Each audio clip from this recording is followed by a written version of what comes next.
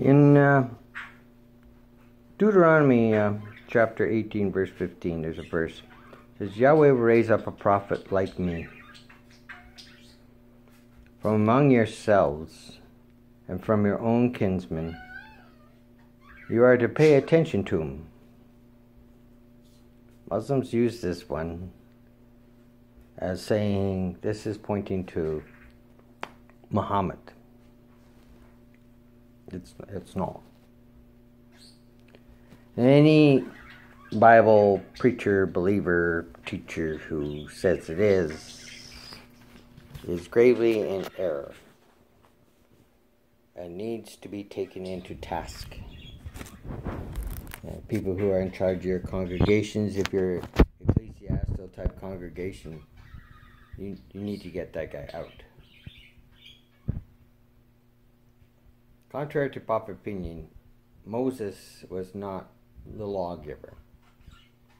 He was simply a man whom Yahweh chose to reveal his Torah. And Torah means more than just law. Yeshua Mashiach was not also the lawgiver. He was and is the very word, spoken, revealed, enactment from Yahweh. He came physically in body to reveal Allah. Many of the commandments Moses taught are clearly given to before the flood. Specifically, the Eser HaDibro, or the Ten Commandments. In the same fashion, Mashiach did not bring any of his own new commandments, but rather he brought a new covenant. Kawanda, an Aramaic term, literally means renewal, or to make new. Therefore, the new covenant is a renewal, or making anew. Every commandment that Yeshua ever taught has its origins in the Torah.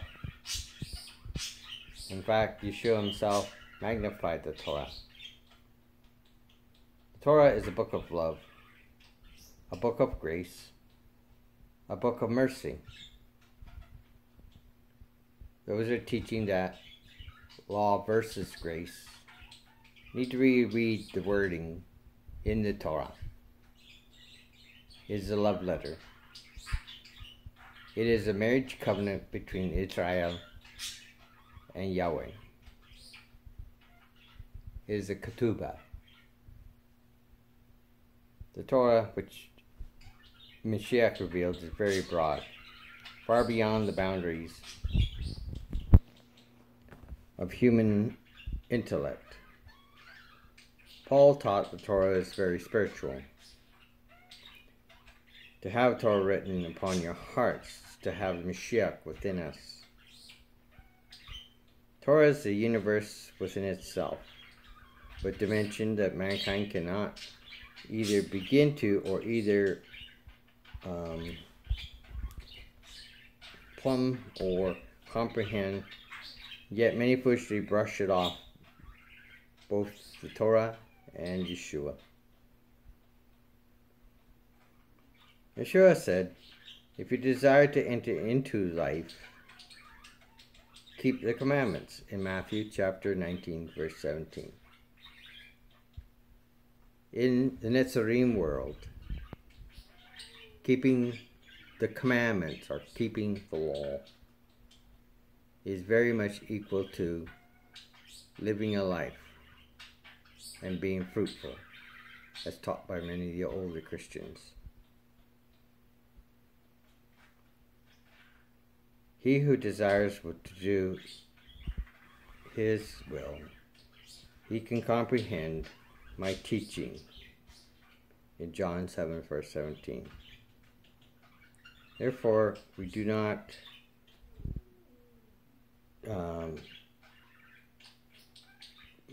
do his will, neither do we understand our experience.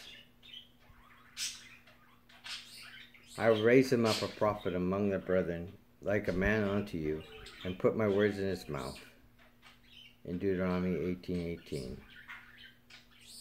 You need to read as well as John chapter 6, verse 14. Torah came and dwelt with us as the body of Mashiach, ben Yosef, and being humankind in harmony with each other, with the creation around us, with the Father. Careful examination of Torah reveals that mankind has been endowed with limitless potential. But we have struggled to bring harmony to ourselves and to the worlds which surround us, and we are given the responsibility, which is why Mashiach came to bring redemption. If mankind is enslaved by injustice, we can only blame ourselves for choosing to live contrary to Mashiach, who is the prophet, like Moses. Though the most of the world is bitterly remodeling the Tower of Babel, the followers of Mashiach recognize the futility of man's rebellion against the perfection of Mashiach. Even while mankind continues to destroy the pale blue dot, leaving devastating moral poverty, famine, injustices, and horror in the wake, Mashiach is setting forth a standard that judges us all by the manner of our unrighteousness. Moses demanded to the Pharaoh, "Let my people go." But it is Mashiach who vests his followers with the power of freedom from within to stop sinning and stop rebelling, and to turn in all manner from the destructive habits and confront sin in the image of Elohim. Till next time, stand by me. Shalom.